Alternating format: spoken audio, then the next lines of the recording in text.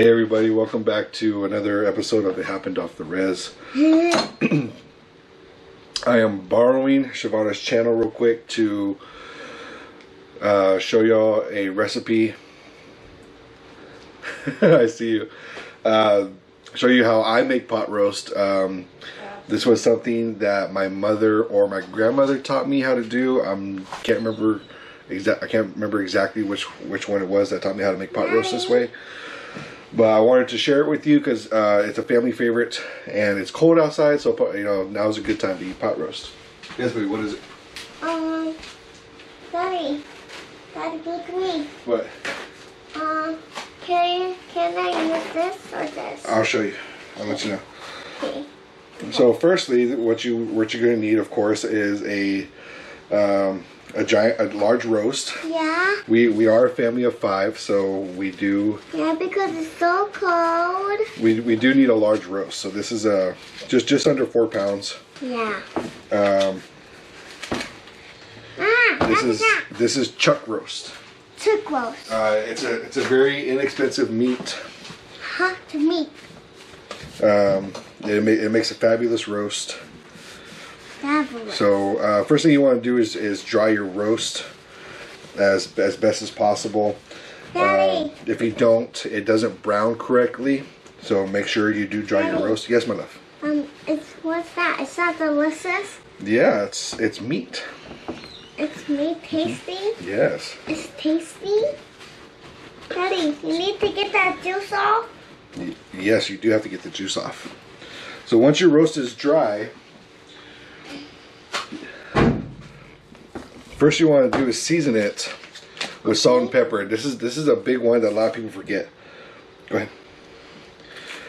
It's very important to season your roast because it is the base of the flavor profile that you're trying to create when you're making anything. So if you forget to season your meat, let me help.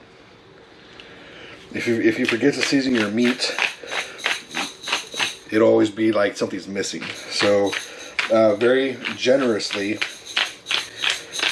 season your roast with salt and black pepper. Rub that in. Really? And we're gonna do the same thing on the other side. Yeah.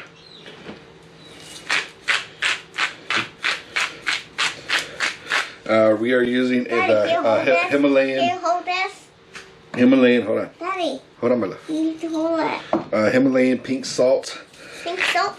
Believe it or not, there's no difference difference between pink salt, blue salt, or just plain white table salt.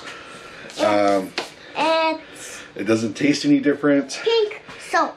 And nutritionally, it's the exact same. There's nothing special about it. It's just visual preference. So once again, generously. Literally.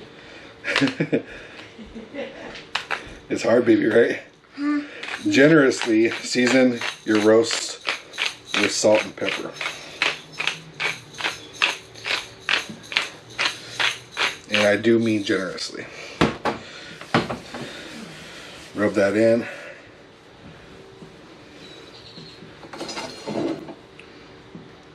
Okay. Yeah.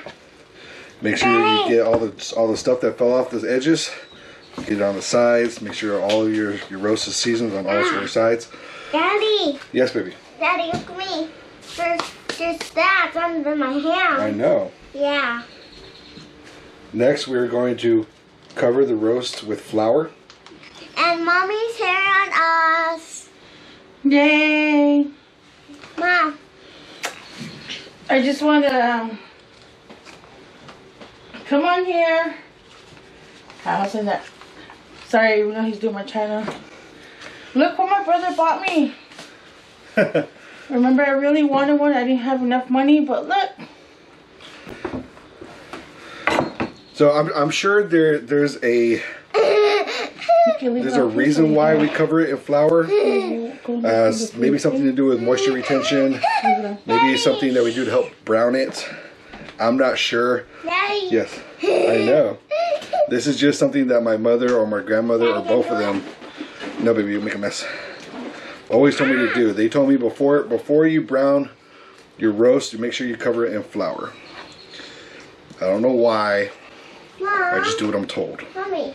You just gotta brown it. Mommy. Mom, how much is drink tea? Okay, once it's covered in flour, we're gonna brown it in a hot skillet. So once you have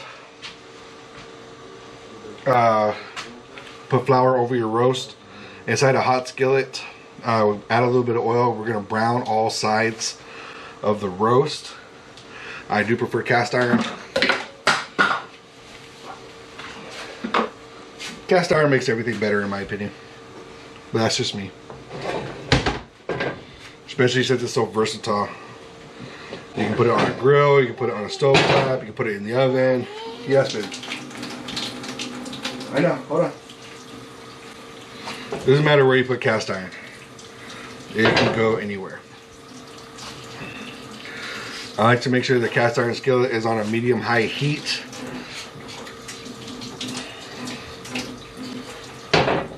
That way it browns the outside very well without cooking too much through to the center. You want the oil to almost be about smoky hot before you add your meat in. Otherwise, it kind of sort of discolors a little bit. I guess you could say it doesn't brown like it's supposed to. And if it sounds complicated, it's because browning meat is much more complicated. I mean, honestly, obviously, if I didn't do all these steps, it'd probably taste fine anyway. You wouldn't be able to tell a difference. But after 4 years of culinary arts, I'm kind of, I kind of do things a certain way. You are. I know. Hold on, dude.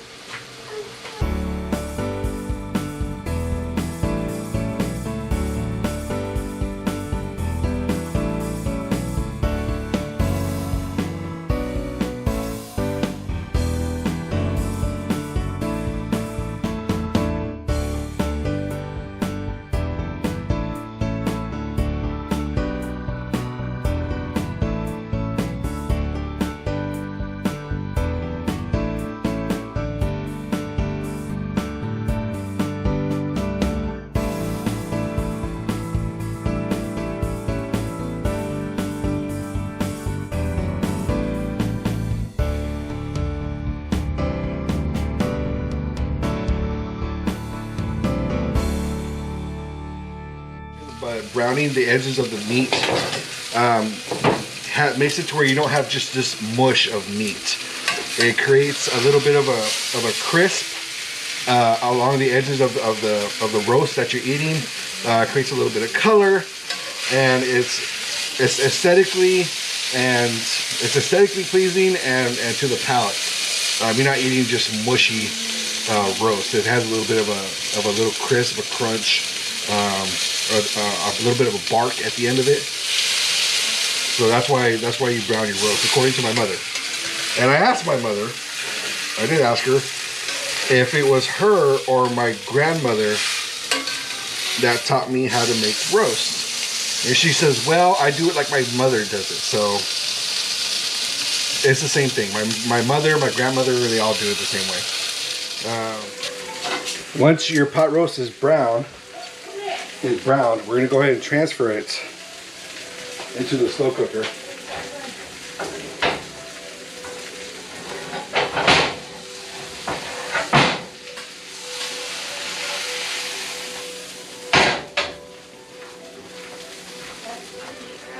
Just like that.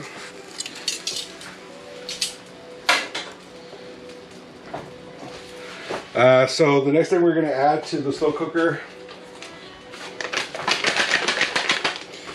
is we're going to add some ranch salad dressing recipe mix.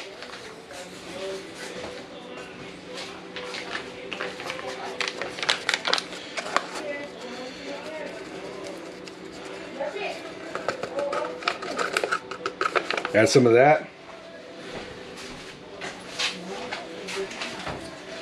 And it is a very large roast, so I'm going to go ahead and add 2. Let that cook down. Also add a little bit of beef bouillon to enhance some of that beef flavor.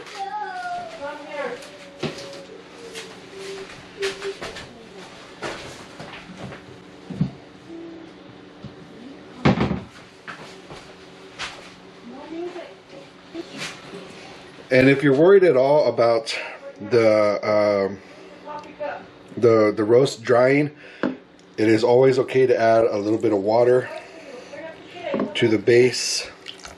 Not too much, just enough. And use your judgment for that. So now that this is ready to go, we're gonna go ahead and start turning. We're gonna go ahead and turn it on. I do mine low and slow. 10 hours. So we're gonna add some celery.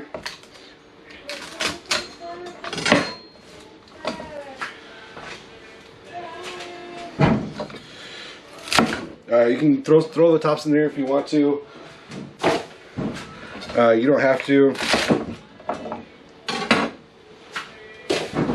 Remember that celery is full of water, so a nice thick chop on your celery is just fine. It's gonna reduce in the slow cooker. So just one whole stalk of celery.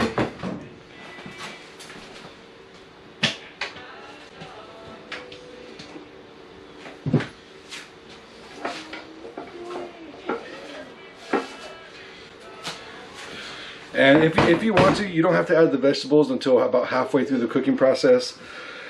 Adding them soon, it does make them a little mushy, but I work at nights, as y'all know. So I'm gonna go ahead and throw everything in now so that my family doesn't have to worry about it.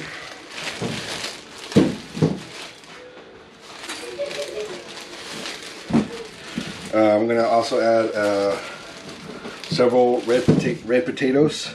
I don't use brown potatoes for roast. I only use red potatoes. Maybe it's a mom and grandma thing. A plethora of baby carrots. So celery, baby carrots, and red potatoes.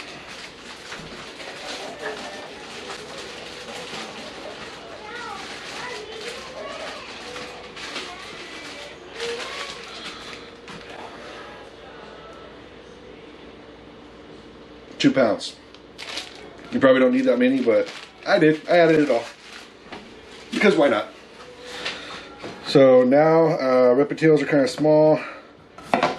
Might want to cut them into, pretty decent size. Just above bite-sized cubes. That's just fine. Like I said, everything inside the slow cooker is going to reduce down. Oh, knife skills. You don't hold your knife like this. You have no control over it that way. Pinch the neck, thumb right here, finger right here, pinch it. And when you run your fingers, kind of curl them back. Let the top of your hand, the top of your knuckles, be the guide for your blade, and you will never cut yourself. Speed with a knife takes time and experience. Not something that you have to pick up right away, but get your basics down. Your basic knife skills.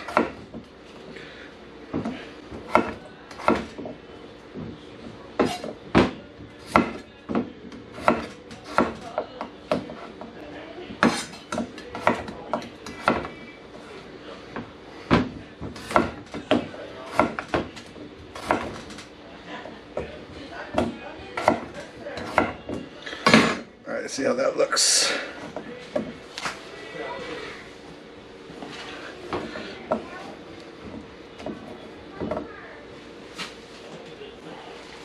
Oh yeah, crock pot's real full.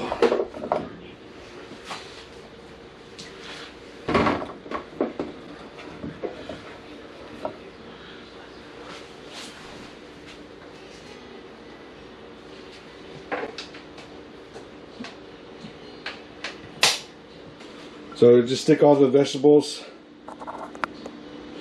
You just stick all the vegetables inside, right on top of the meat. Like I said, I got it set for 10 hours, so everything's going to cook nice and slow. Most likely you're going to see Shavana finish out this video because I will be asleep. You know, I got to go to work tonight, so I'm going to go ahead and start this dinner for her, and then she'll be able to finish the pot roast video later after it's been cooked. So thanks for watching. Here's the end result.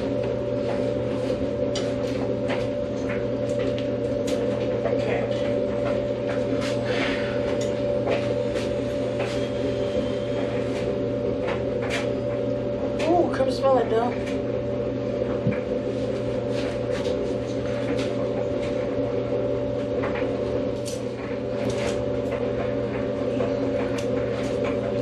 Yee, look at that, it's just breaking apart.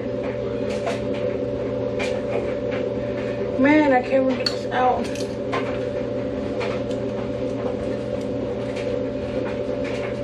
Oh my god, look at that.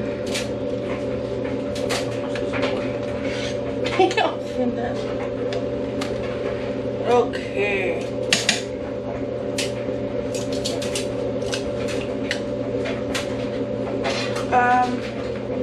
After you napkin, bro.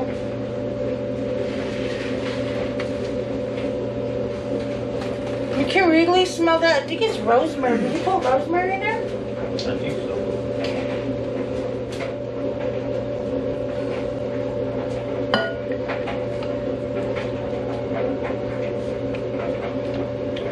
Carrots.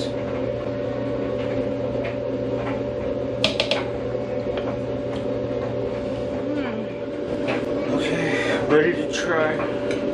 I'm gonna go ahead and try this meat. I'm gonna try the carrot.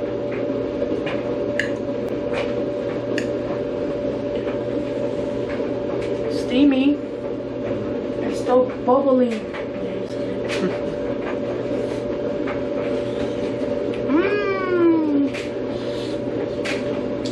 Wow! I feel good! It actually doesn't need no salt. I would have almost choked. Like, honestly, That's a native, yeah. every strand, I feel like it's really The moist. meat's really good. The roast. Like, each strand of meat you take with this are... It's like really juicy.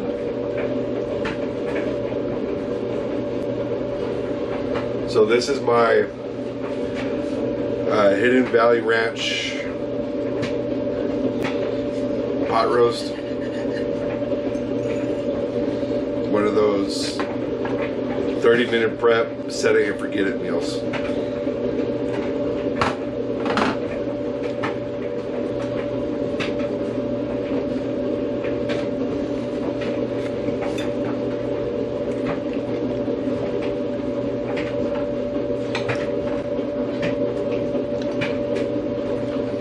You'd be proud, Mom. That's good. It's really, Yeah, that's really good. like, you don't even need no salt. Don't add salt tonight.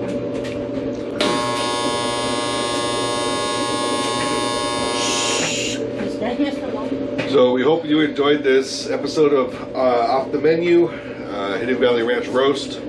Give it a try. We enjoyed it. We think y'all will too. Definitely. We'll see y'all next time. Thank you for watching my channel and hopping off the res. Try it out. It's really delicious, really juicy, really it's tenderized and Everything a roast should be. Don't forget to like and subscribe. Hit that bell for notifications of future videos. See y'all next time.